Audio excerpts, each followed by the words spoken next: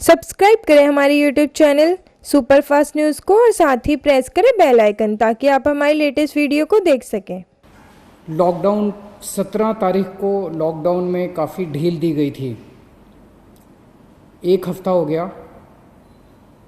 आज एक हफ्ते के बाद मैं ये कह सकता हूँ कि स्थिति नियंत्रण में है और कोई भी घबराने वाली बात नहीं है। जब लॉकडाउन में ढील दी गई थी, हमें ये उम्मीद थी कि थोड़े से केसेस में बढ़ोतरी होगी। लॉकडाउन में ढील देने के बाद थोड़ी बढ़ोतरी हुई है, लेकिन चिंता की कोई बात नहीं है। मुझे चिंता तब होगी जब दो बातें अगर होंगी। एक तो ये कि अगर मौत का आंकड़ा बहुत तेज़ी से अगर बढ़ने लगेगा, जैसा मैं बार बार कहता रहा कि हमें कोरोना अभी कोई आज या कल में जाने वाला नहीं है। कोरोना तो रहेगा। अब अगर कोरोना होता रहे और लोग ठीक हो के अपने घर जाते रहें तो चिंता करने का कोई विषय नहीं है। तो एक तो ये कि मौत नहीं होनी चाहिए ज़्यादा। मौत के आंकड़े को हम कोशिश करके सबको बचा सकें, सब मौत के आंकड़े को कम से कम रख सकें।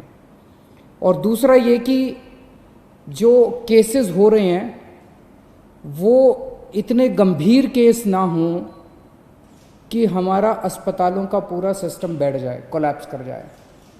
अगर हमारे अस्पताल इतने मरीज आने लग गए कि हमारा अस्पताल बैठ जाएंगे, हमारे मान लीजिए बेड्स नहीं मिलेंगे, वेंटिलेटर नहीं मिलेंगे, ऑक्सीजन नहीं मिलेगी, अगर ऐसी स्थिति हो जाएगी तब चिंता का विषय होगा। कल तक दिल्ली में 13,418 केस थे। टोटल अभी तक पॉजिटिव केस 13,418 आए। इनमें से 6,540 ठीक हो गए और 6,617 अभी बीमार हैं। तो लगभग जितने ठीक हुए उतने ही बीमार हैं। लगभग 6,500 ठीक हो गए, 6,500 अभी बीमार हैं। मोटा मोटा 261 लोगों की मौत हो गई। आपके सामने मैं रखना चाहता हूं कि आज दिल्ली में अपने अस्पतालों का क्या स्टेटस है, जो कोरोना के अस्पताल हैं। कोरोना के जो सरकारी अस्पताल हैं उनमें 3,829 बेड हैं टोटल। सरकारी अस्पतालों में 3,829 बेड हैं, जिनमें 3,164 बेड्स में ऑक्सीजन अवेलेबल है। मैं बार बार ऑक्सीजन इसलिए बोल रहा हूं क्योंकि कोरोना की कोई दवाई नहीं है। जिस पेशेंट को कोरोना हो जाता है उसको एक तो ऑक्सीजन की कमी हो जाती है और दूसरा उस ऑक्सीजन की कमी की वजह से उसकी सांसें तेज हो जाती हैं, रेस्पिरेशन रेट बढ़ जाता है, तो उसको ऑक्सीजन देनी पड़ती है। ऑक्सीजन सबसे क्रिटिकल है उस ऐसे पेशेंट के लिए, कोरोना के पेशेंट के लिए। जो सीवियर पेशेंट होते हैं कोरोना के, जो मामूली सिम्टम्स होते हैं उनको नहीं, जो सीवियर पेशेंट होते हैं कोरोना के, उनको ऑक्सीजन देने की ज़रूरत पड़ती है। 3,829 बेड सरकारी सिस्टम में हैं, उनमें से 3,164 बेड्स पे ऑक्सीजन है।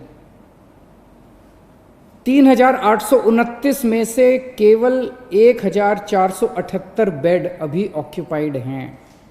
मोटे मोटे तौर पे अगर मैं कहूँ तो 4,000 बेड हैं, जिसमें से 1,500 बेड्स ऑक्यूपाइड हैं। 2,500 बेड्स अभी खाली हैं सरकार में। 1,500 बेड्स ऑक्यूपाइड है, 2,500 बेड अभी खाली हैं। सरकार के पास 250 वेंटिलेटर हैं, उनमें से केवल 11 वेंटिलेटर अभी यूज़ हो रहे हैं। लगभग 240 वेंटिलेटर खाली हैं। तो अभी घबराने की कोई बात नहीं है। प्राइवेट में 677 टोटल बेड हैं, उनमें से 509 भर चुके हैं। कई लोग प्राइवेट में अपना इलाज कराना पसंद करते हैं, सबकी अपनी अपनी इच्छा है। 677 में से 509 भर चुके हैं, तो केवल 150 पौने 200 बेड्स बचे हैं प्राइवेट में। इसीलिए कल सरकार ने ऑर्डर जारी करके दिल्ली के 117 प्राइवेट अस्पतालों में ऑर्डर जारी कर दिए कि 20% उनको अपने बेड कोरोना के लिए रखने पड़ेंगे। तो इससे प्राइवेट सेक्टर के अंदर जो प्राइवेट अस्पताल हैं उनके अंदर लगभग 2000 नए बेड्स आज से अवेलेबल हो गए हैं। अभी तक 677 बेड थे, अब 2000 एक्स्ट्रा बेड प्राइवेट सेक्टर में अवेलेबल है। तो प्राइवेट में अगर कोई अपना इलाज कराना चाहता है, ज़रूरी नहीं है, जैसा मैंने कहा कि सरकार में 2500 बेड खाली हैं, लेकिन अगर फिर भी कोई अपना प्राइवेट में इलाज कराना चाहता है तो आज से 2000 और बेड प्राइवेट सेक्टर के अंदर अवेलेबल हो जाएंगे। आज प्राइवेट सेक्टर के अंदर 72 वेंटिलेटर अवेलेबल हैं, जिसमें से केवल 15 वेंटिलेटर यूज़ हो रहे हैं। तो मोटे मोटे तौर पे आज की डेट में प्राइवेट और सरकार मिला के 4500 बेड्स हैं, जिसमें से लगभग 2000 बेड्स इस्तेमाल हो रहे हैं, 2500 बेड्स अभी भी खाली हैं। आपकी जानकारी के लिए बता दूं कि मोस्टली केस जो कोरोना के अभी आ रहे हैं वो माइल्ड हैं, थोड़ा सा बुखार है, थोड़ी सी खांसी है, या कईयों को तो कुछ भी नहीं है, पता ही नहीं चलता उनको कि कोरोना है। वो तो टेस्ट करा तो पता चला कि कोरोना है, कोई सिम्टम नहीं है। अधिकतर केस ऐसे आ रहे हैं जिनको फिर अस्पताल में एडमिट करने की ज़रूरत नहीं होती, उनको हम घर पे ही रखते हैं। और मेरी एक टीम है जो डेली उन लोगों से घर पे बातचीत करती रहती है, उनके परिवार के लोगों से बातचीत करती रहती है, उनको सलाह देती रहती है। ये नज़र रखते रहते हैं हम लोग कि कहीं अगर वो बढ़ गया उनका कोरोना तो उनको फिर अस्पताल में शिफ्ट कर देंगे।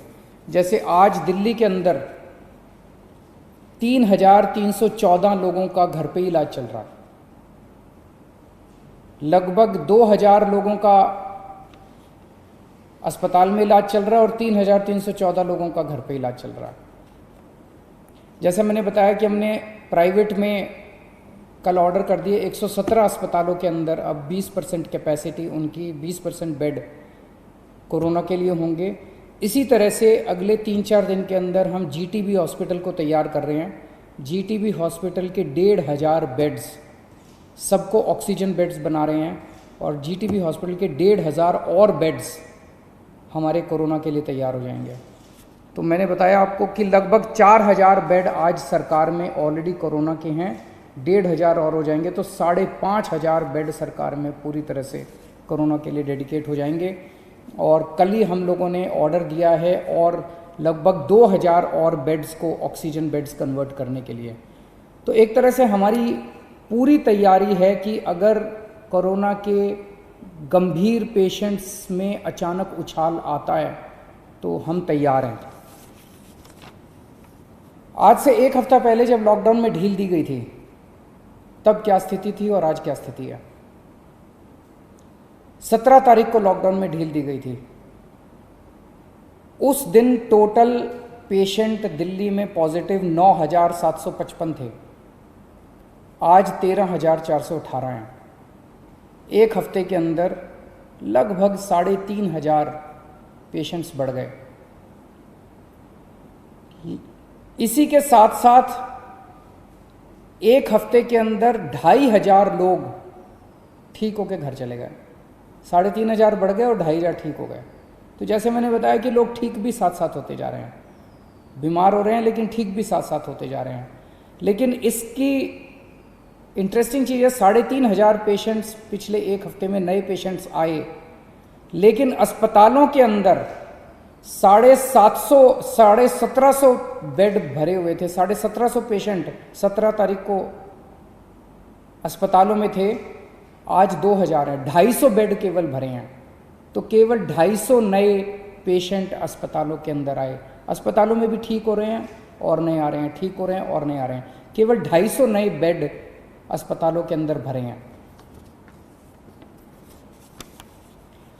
अभी 2 दिन पहले मुझे पता चला कि एक प्राइवेट हॉस्पिटल ने, एक मरीज गया प्राइवेट हॉस्पिटल में और उस मरीज को सांस की तकलीफ़ हो रही थी। 2 दिन बाद उसका अस्पताल ने टेस्ट कराया, उसके 1-2 दिन बाद रिज़ल्ट आया और रिज़ल्ट पॉजिटिव आया। और पॉजिटिव रिज़ल्ट आने के बाद अस्पताल ने कहा कि आप तो कोविड पेशेंट है, हम आपका इलाज नहीं करेंगे, अब आप अपना बेड ढूंढ लीजिए। पेशेंट अपना बेड कैसे ढूंढेगा? पेशेंट कहाँ जाएगा? कोई भी अस्पताल इस तरह से किसी भी पेशेंट को बाहर नहीं निकाल सकता। हमने उस अस्पताल को शो कॉज नोटिस जारी किया है, प्राइवेट अस्पताल को, कि आपका लाइसेंस रद्द क्यों ना किया जाए। अगर किसी भी अस्पताल के अंदर कोई भी पेशेंट आता है और वो कोविड निकल आता है, उस अस्पताल की जिम्मेदारी है कि वो उसको अपनी एम्बुलेंस में बिठा के किसी